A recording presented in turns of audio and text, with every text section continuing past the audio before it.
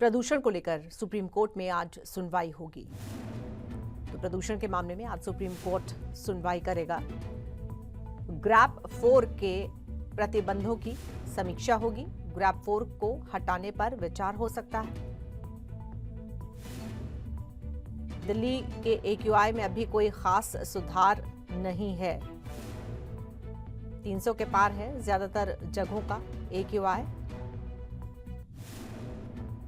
NCR के इलाकों की हवा भी खराब है। गाजियाबाद में हल्का सुधार हुआ है AQI में, जहां पर 174 रिकॉर्ड किया गया है AQI। गुरुग्राम का AQI 217 और फरीदाबाद का 220 है। पानीपत का 306 है। यमुनानगर का 229 AQI है आज। जींद में 265 है AQI। नूह में 162।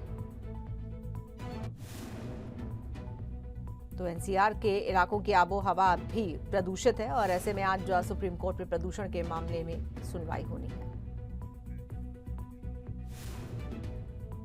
और आइए सीधे रुख करेंगे अपने दो संवाददाताओं का। जींद से हमारे संवाददाता सुनील पवार जुड़ रहे हैं और नूह से जुड़ रहे हैं अनिल मोहनिया। सबसे पहले जींद चलते हैं। सुनील, आज क्या स्थिति है प्रदूषण की जींद में?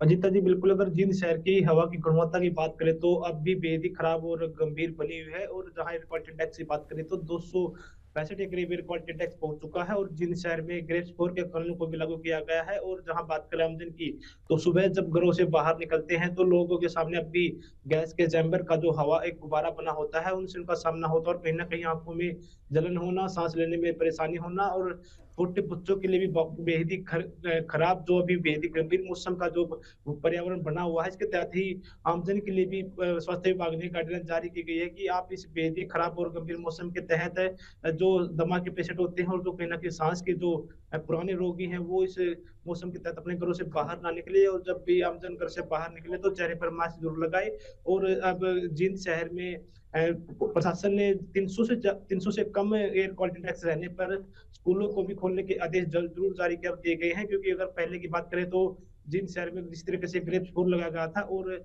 स्कूलों को खोलने की भी पाबंदी लगाई गई थी, चाहे वो प्राइवेट हो या फिर सरकारी हो, लेकिन आज से ही स्कूलों को खोलने के भी आदेश जारी कर दिए गए हैं। लेकिन वही कहीं ना कहीं जहां बात करें कंस्ट्रक्शन के काम की, तो वो अभी तक जारी रहता है। और कंस्ट्रक्शन से ही कहीं ना कहीं जो वायु में जो एक इसके धूल के कण जाते हैं, वो भी वायु प्रदूषण को ज्यादा प्रभावित करते हैं। लेकिन कहीं ना कहीं प्रशासन इसके प्रति जरूर सख्त कदम उठाया हुआ है, लेकिन अभी तक कोई ऐसा बड़ा मामला सामने नहीं आया कि कंस्ट्रक्शन के कामों को लेकर कहीं ज्यादा सख्ताई दिखाई गई हो।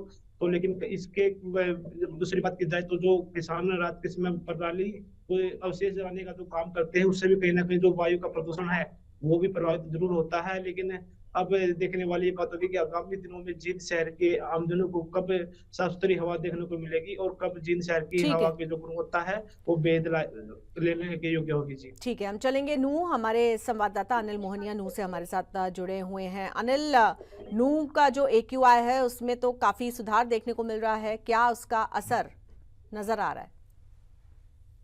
बिल्कुल। नूह में हवा की गुणवत्ता की हम बात करें तो हवा की गुणवत्ता में कुछ सुधार देखने को जरूर मिला है। पिछले दिनों की हम बात करें, जिस तरीके से 300 से ऊपर का हवा की गुणवत्ता थी उसकी पहुंच गई थी, लेकिन अब इस समय हम आज की बात करें तो 162 हवा की गुणवत्ता है। क्योंकि जिस तरीके से हरियाणा के अंदर जो अन्य जिले हैं उनके अंदर पराली जलाई गई थी धान की, तो उसका जो धुआं या उसका प्रदूषण है वो यहाँ तक देखने को मिल रहा था। लेकिन अब हौले हौले सुधार देखने को जरूर मिल रहा है। हालांकि ठंड का मौसम जरूर शुरू हो चुका है और आने वाले दिनों में और भी सुधार देखने को मिलेगा। और हो सकता है कि आने वाले दिनों में घना कोहरा भी देखने को मिले, क्योंकि जिस तरीके से अब से 4 या 5 दिन की हम बात करें तो थोड़ा कोहरा देखने को मिला था। कह सकते हैं कि उसके साथ जो हवा की गुणवत्ता थी वो भी उस समय ज्यादा थी। लेकिन अब जैसे जैसे मौसम में बदलाव आ रहा है, वैसे वैसे हवा की गुणवत्ता है वो भी सुधरती जा रही है। और आने वाले दिनों में हवा की गुणवत्ता सुधरने को देखने को मिलेगा। बहुत धन्यवाद आपका इस जानकारी के लिए अनिल, और सुनील आपका भी बहुत धन्यवाद।